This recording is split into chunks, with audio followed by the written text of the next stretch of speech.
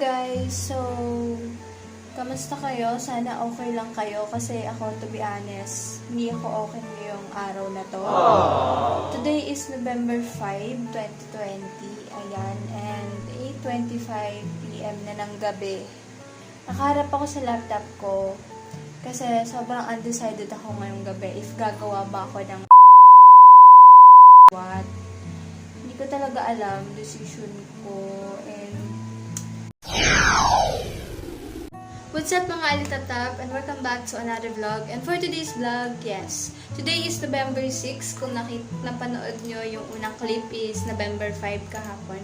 And yes, confirm, this is my last day and gagawa ko ng It was at this moment that he knew. resignation letter ngayon. So yan, samahan nyo na ako. Nood lang kayo dyan. Yan lang. Sa buhay, may mga dadating at may mga umaalis. May mga opportunity, may mga blessings. Balikan natin yung mga araw na pakiramdam ko against sa akin ng mundo. Sabi nga ni Ate Moira, at tumigil ang mundo nung ang result ay nalaman ko. Char, hindi pala yun. Iba pala yun. Last November 2019, nag-take ako ng board exam. Di nga lang pinalad. Pero pinag-pray ko bago ko nalaman ang result, sabi ko, Lord, kung di man po ngayon, sana may opportunity na dumating. While waiting sa result, pinilit kong pakalmahin ang sarili ko ng mga ilang araw.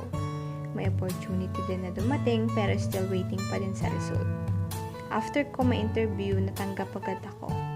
Nag-celebrate na ka mag-isa, kumain ako sa Greenwich, Quiapo. Tanda ko ba? Then after nun, magandang balita para sa akin, para sa family ko. Sorry for being emotional, pero I lost my job. Hanggang sa lumabas na nga ang result din nung gabing yon, nag-iiyakan kaming lahat. Lumipas ang ilang araw, nag-start na ako sa work ko. December 2, 2019, sa JLI Customs Brokerage. Wow, pamMMK ang peg. Unang pasok ko, hindi ko alam kung sino ako. Hindi ko din alam ba't kabang-kaba ko. Hanggang sa nagtagal, unti-unti na akong sasanay. At pagising ko isang araw, may ganap pala sa mundo.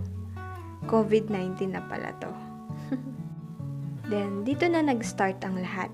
Nag-start na mag-lockdown. Nakauwi ako ng probinsya before. Ilang buwan ako nandito hanggang sa point, dumating sa point na daming tanong sa isip ko. Daming kung anong-anong negative ang naiisip ko.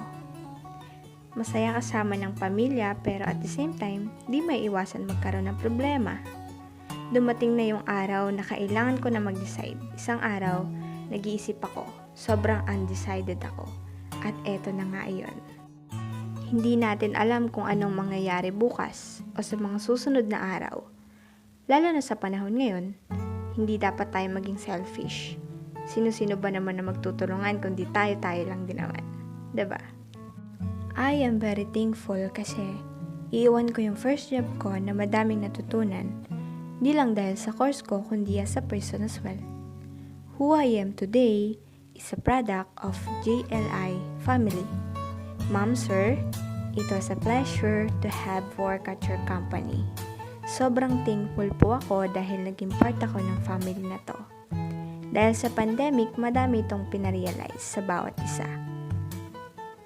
So guys, samahan niyo ako sa mga mangyayari pa sa buhay ko. Patuloy tayong magtulungan at ipag-pray na sana mawala na to. At bumalik na sa normal ang mundo.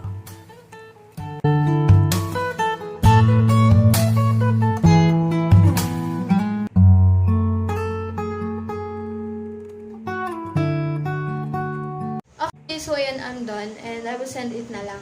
At, yun, share ko lang sa inyo. This is my first job. And, mag-iisang taon na dapat ako by December 2. December 2 ako nag-start eh. And, yun.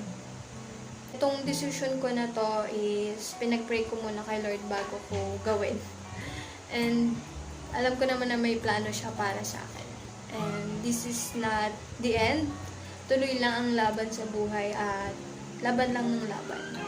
So, ayun guys, dito ko lang tatapusin tong vlog na to. Dahil kung nagustuhan mo, i-like, share, and subscribe mo na yan para bongga. And yan, samahan nyo ako sa next chapter, next journey ng buhay ko. Ay, yun lang guys, ingat lang, God bless, and I'll see you on my next vlog. Bye!